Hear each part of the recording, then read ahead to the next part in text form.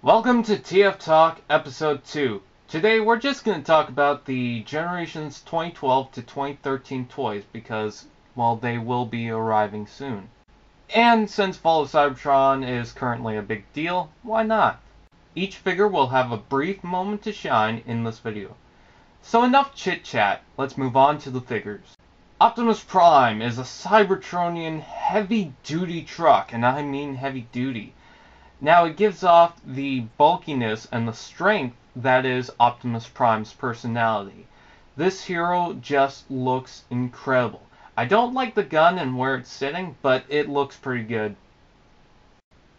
Now, for the robot mode, I'm not too crazy about it. The arms are hollow, and it's just not really working for me. I do like the gun better in this mode than the alt mode.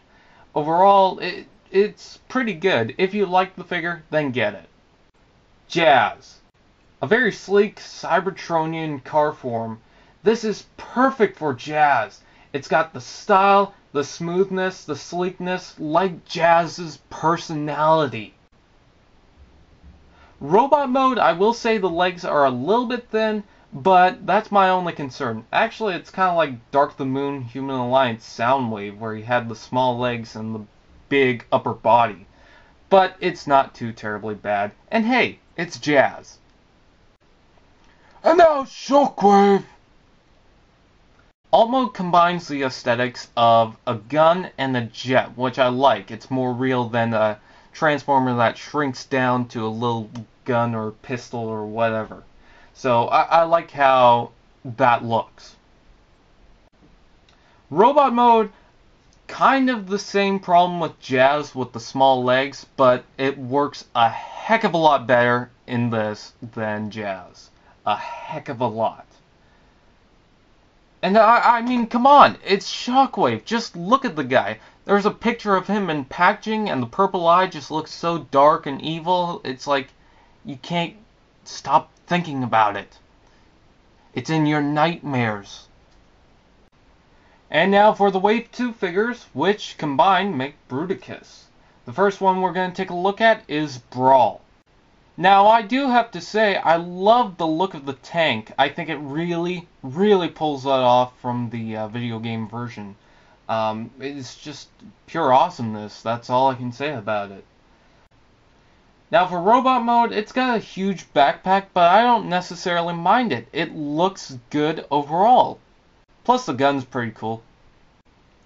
Now, for Swindle, unfortunately, you can see the robot bits in the alt mode, but it's not entirely too bad.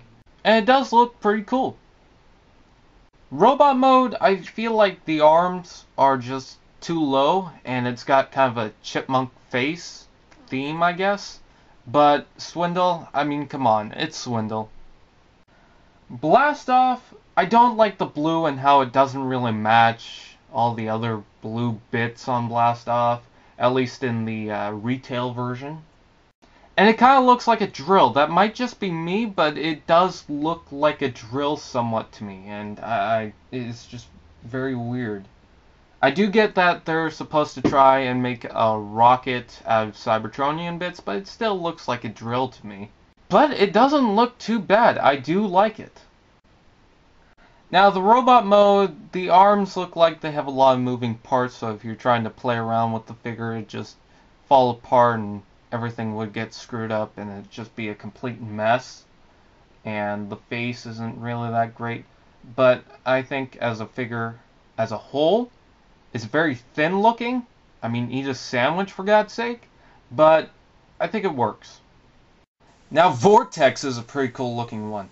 He's got an insect combined with a chopper mode, which I do like the look of that. I can kind of get the feeling that sometime in the future we're going to see a Waspinator out of that. Vdecepticon, look out for that. Now for robot mode, it kind of reminds me of a gladiator with the blades and then the chopper blades that could be used as a shield. I don't know why, it just really does. And I love the fact that his face just looks so incredible. I mean, this figure does look good. Even if you get the retail and that red and purple color, it's still, the molding, it still looks good. Now for Onslaught. It looks alright, but it looks like I feel like they didn't really pull it off as well as they could have. I mean, there's too many parts of the robot and combined mode.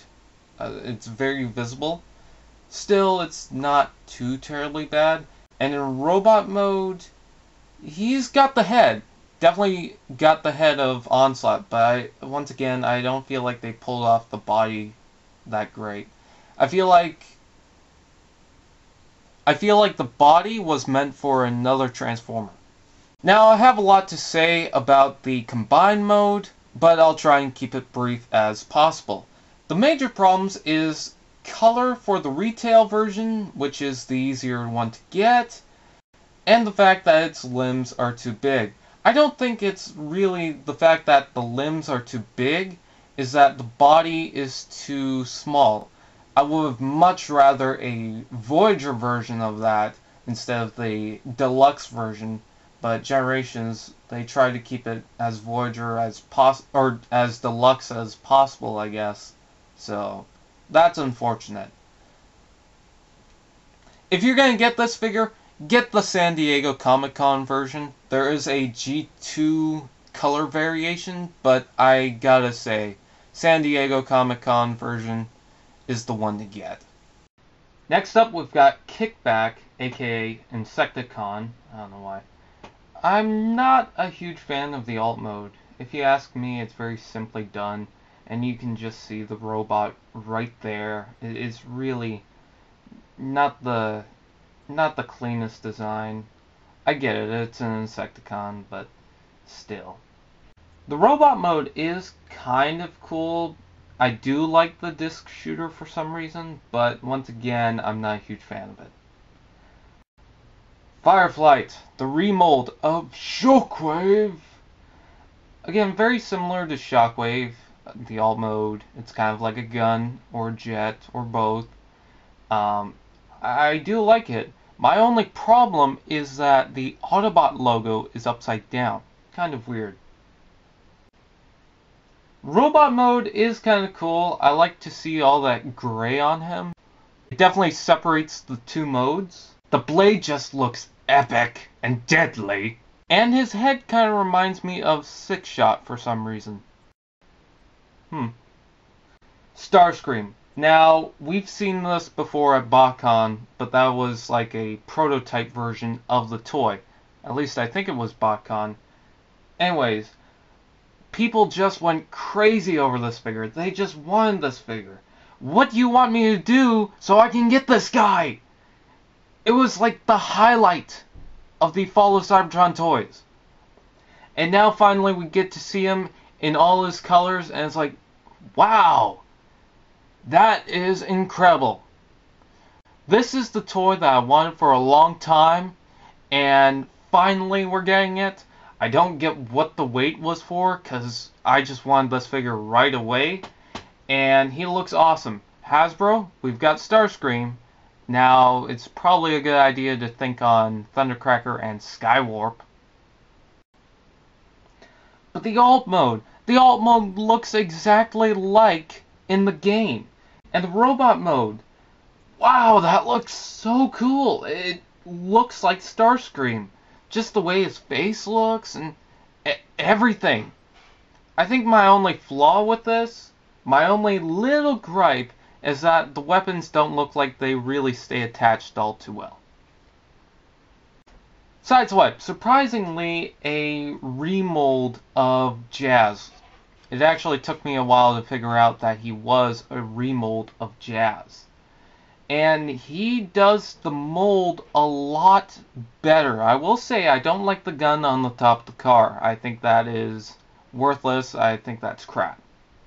But it's very sleek, and Sideswipe is very sleek.